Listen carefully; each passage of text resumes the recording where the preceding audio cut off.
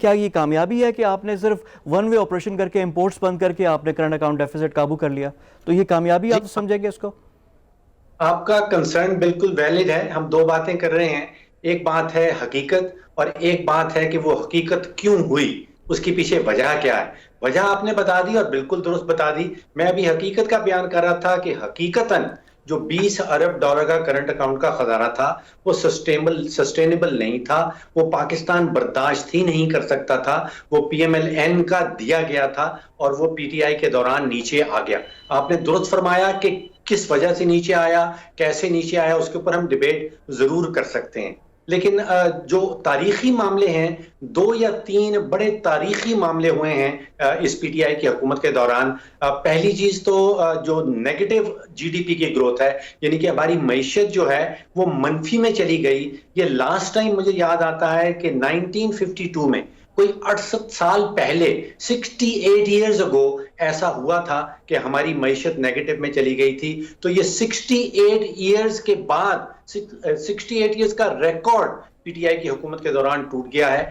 دوسرا جو ایک اور ریکارڈ توڑا ہے وہ ہے پیٹرولیم مصنوعات، جو آپ شاید بعد میں ڈسکس کرنا چاہتے ہیں. لیکن $25 فی لیٹر کا اضافہ مجھے یاد نہیں کہ ہماری تاریخ میں کبھی ایک ہی دن میں، ایک ہی گو میں کیا گیا ہو. تو دو بڑے تاریخی معاملے ہیں. ایک تو جی ڈی پی کی جو منفی میں جانا، وہ بھی بہت تاریخی. اور یہ پیٹرولیم، ڈاکٹر صاحب مجھے معلوم ہے کہ پیٹرولیم پرائسز پہ آپ کا جو ہوم ورک ہے میں نے خود بھی پڑھا دیکھا بھی ہے.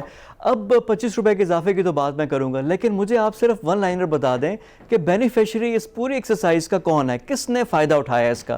تو یعنی اس سے ہی ہم پوائنٹ آؤٹ کریں گے کہ کہاں گڑبڑ ہوئی. دیکھیے اس میں اب ایک اور تاریخی اہم بات آپ کو بتا دوں کہ جون کے مہینے میں ہمیں اب آئل کمپنیز والے یہ بتا رہے ہیں کہ 7,26,000 ٹن کا پیٹرول بیچا گیا ہے. یہ آپ سوچئے، آپ کورونا کی بات کر رہے ہیں، ملک کی معیشت رکی پڑی ہے، کاریں چل نہیں رہی، بسیں بند ہیں، ٹرکس بند ہیں.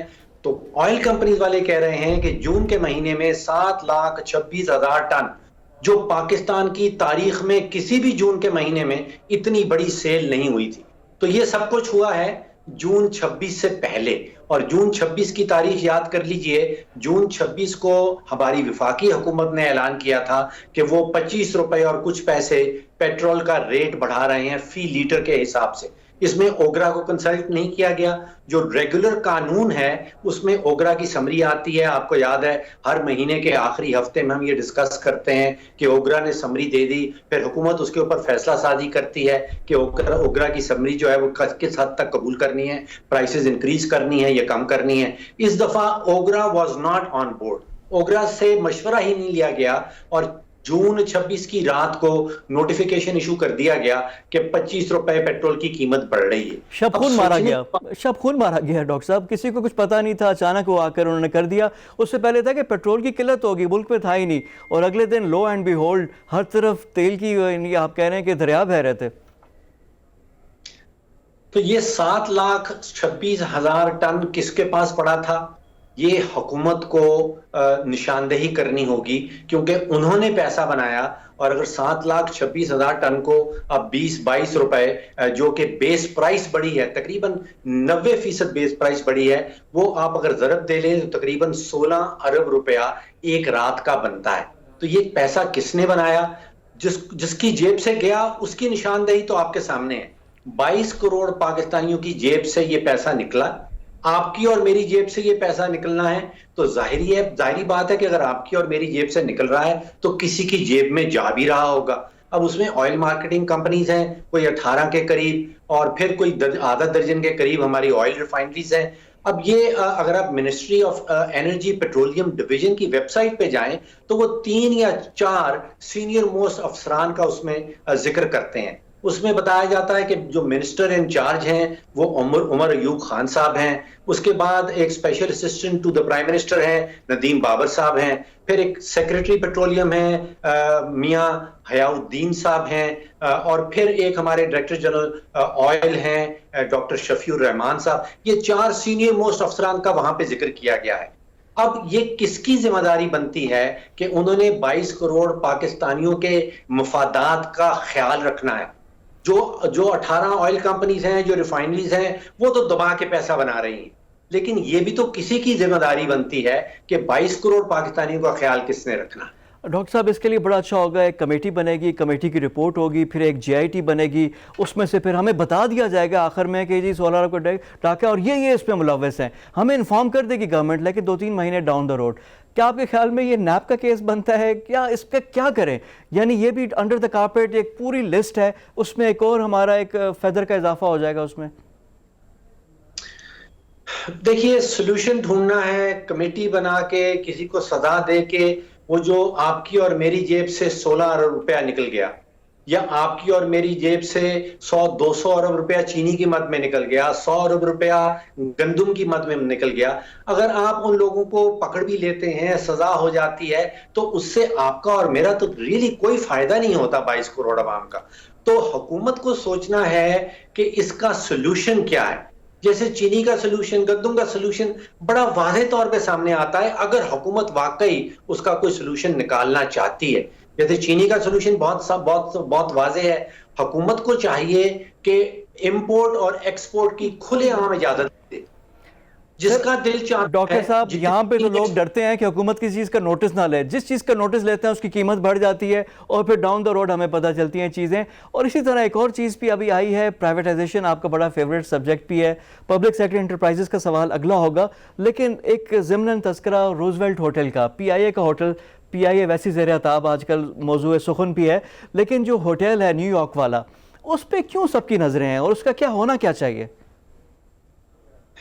دیکھیے پی آئی اے نے تقریباً 55-56 ارب روپے کا نقصان ڈکلیئر کیا ہے 2019 کا، اور اس میں روزویلٹ ہوٹل کا کوئی تعلق نہیں ہے. روزویلٹ ہوٹل کی وجہ سے پی آئی اے کو نقصان نہیں پہنچ رہا. تو اب یہ سوچ لینا کہ پی آئی اے کو نقصان پہنچ رہا ہے تو چلو روزویلٹ کو بیچ دیتے ہیں. بھائی روزویلٹ تو نقصان ہی نہیں کر رہا. جو چیزیں نقصان کر رہی ہیں پی آئی اے کے اندر والے ادارے، اب ان کے اوپر غور و فکر کریں. اب روزویلٹ ایک ایسا ہوٹل ہے جو نیو یارک کا one of the most expensive properties ہے، قیمتی ترین پراپرٹی ہے. آپ سوچئے کہ 1000 اور کوئی 25 کمرے کا ایک نیو یارک منہیٹن میں سینٹرل لوکیشن میں ایک پی آئی اے کی، ایک پاکستان کی جائیداد پڑی ہے. اگر ہم بیچنا ہی چاہتے ہیں تو پھر اس کی قیمت ہمیں وہ ملنی چاہیے جو وہاں پہ مارکیٹ ویلیو چل رہی ہے. ابھی کچھ عرصہ پہلے جو اس کا ایک مقابلے کا ہوٹل ہے وہ والڈرف آسٹریا ہے، وہ تقریباً 1.9 ارب ڈالر کا بکا ہے. وہ کوئی 1300 کمرے ہیں، ہمارے پاس یہاں کمرے تھوڑے سے کم ہیں، اس کی 1.4 ارب ڈالر کی قیمت بنتی ہے. میں قطعاً اس کے خلاف نہیں ہوں کہ اس کو بیچا نہ جائے، لیکن ابھی وقت نہیں ہے جبکہ امریکہ کی معیشت پچھلی 100 سالہ تاریخ میں اس کے ڈپریشن ہے اور ریل اسٹیٹ کی قیمتیں بالکل نیچے گری ہوئی ہیں. آپ 40 سال سے ایک جائیداد کو اون کر رہے ہیں، اب آپ کس جلدی میں ہیں کہ اس کو 1 سال میں بیچ دیا جائے؟ یہ پی آئی اے کا کور بزنس نہیں ہے. اگر آپ ایک اکانومسٹ سے پوچھیں کہ پی آئی اے کا بزنس ہے جہاز اڑانا اور پیسنجرز کو ایک پوائنٹ سے دوسرے پوائنٹ لے کے جانا، ان کا بزنس ہوٹل چلانا نہیں ہے. تو فائدہ مند ہوگا کہ اس کو بیچ دیا جائے، لیکن یہ صحیح وقت نہیں ہے اور صحیح قیمت پہ بیچا جائے. یہ دو بہت بڑی کنڈیشنز ہیں. اور یہی بڑا ریلیونٹ پوائنٹ ہے. دیکھیں ابھی اس موقع پہ بیچنے کا فائدہ، کسی کو سوالات اٹھتے ہیں نا کہ کرونیزم ہے، کہ کسی کو کوئی بینیفٹ دیا جا رہا ہے، یہ تو وہی ٹائم ہے. لیکن اگر اس کو صحیح ٹائم پہ بیچے اور مناسب اس کا کریں، لیکن جو پی آئی اے کا کور کام ہے پی آئی اے وہ پراپر نہیں کر پا رہی. اور صرف پی آئی اے نہیں ڈاکٹر صاحب، جو پبلک سیکٹر انٹرپرائزز ہے پاکستان کا، کیا اکانومی کا سب سے بڑا چیلنج یہ پبلک سیکٹر انٹرپرائزز نہیں بنتا جا رہا؟ جو ہمارا کیش اور جو نقصان اور جو ہمیں پیسے ادھر ہمیں ڈول آؤٹ کرنے پڑ رہے ہیں. دیکھیے فواد صاحب، میں سمجھتا ہوں وہ ورلڈ بینک والے ایک ٹرم استعمال کرتے ہیں، لو ہینگنگ فروٹ، یعنی کہ ایک فروٹ ہے جو بڑا آسانی سے آپ کھا سکتے ہیں، توڑ کے کھا سکتے ہیں، اور وہ ہے پبلک سیکٹر انٹرپرائز کے نقصانات ختم کر دینا. اب ہم ایف بی آر کے اوپر الزامات لگاتے ہیں، ہم ٹیکس پیئرز کو ہراس کرتے رہتے ہیں کہ آپ کی جیب سے میری جیب سے پیسہ نکال لیا جائے.